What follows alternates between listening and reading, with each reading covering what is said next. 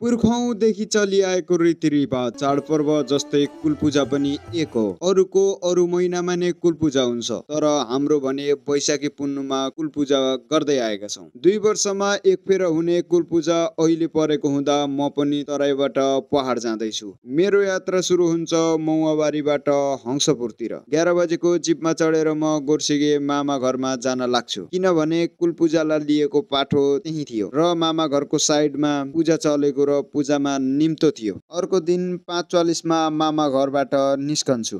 पाठो लिएर हिँडियो अब घर। पाठो चाहिँ हाम्रो यही हो, सकेसम्म अर्को खोज्नु भनेको। घरबाट निस्किएर मेन रोडमा आइसकेको थिए र याद आयो कि चस्मा भुलिन्छ फेरि मामालाई मगाउनु पर्ने भयो। 2-3 मिनेट पछि आयो चस्मा नि, यसले उचालेरै लाने गराउने भयो मलाई। गोर्सिगेको चोकमा सन्धिहरका जाने इलेक्ट्रिक गाडी लागेको रहेछ। बाख्रा चाहिँ टिक्कीमा राखेको पछाडि सेतो गाडीमा सानो इलेक्ट्रिक। करिबन 1 घण्टा पछाडि गाडी सन्धिहरकातिर लाग्न थाल्यो। बस्न भनेर गएको ढोकामा टाउको ठोकियो र चस्मा बाँच्योले यस्ता कच्चा चस्मा रिस मात्र उठ्ने के पैसा हाले। 80-90 को उमेरमा पनि बाजेले मस्त मकै चबाइरहेका रहे। जे होस् बुढाका दाँत चाहिँ बलिया छन् भन्नुपर्छ। र हामी लाग्यो अर्घाखाँचीतिर। हामीलाई अर्घाखाँचीको गेटले स्वागत गर्यो। यी हुन् पहाडका केही भिडियोहरू।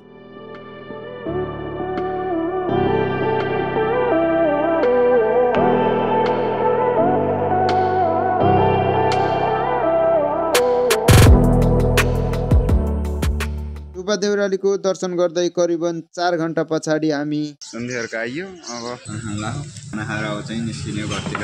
11 बजेको टिकट काटियो। सिट 7 नम्बरको थियो, तर चाहिँ पछाडिको सिटमा बसेर लाग्यौं पहाड घरतिर। करिबन 1 घण्टा पछि झरेको मलाई चाहिँ छोडेर गयो गाडी।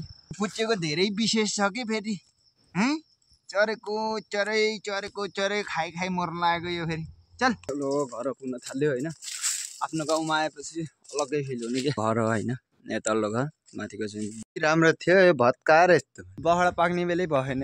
तेरि गयो नि बहडा भन्ने ठुलो भयो भने त नोराल देख्छु। लो यताको थारो पनि गएछ, यो थारो पनि गएछ यार। झारझारमा करेन्ट नेपालमा भन्ने अझ यो कोरिलो हुनुपर्छ। यो दिनभरि लठरो जानुहुन्छ, एक फेरा करेन्ट खाएपछि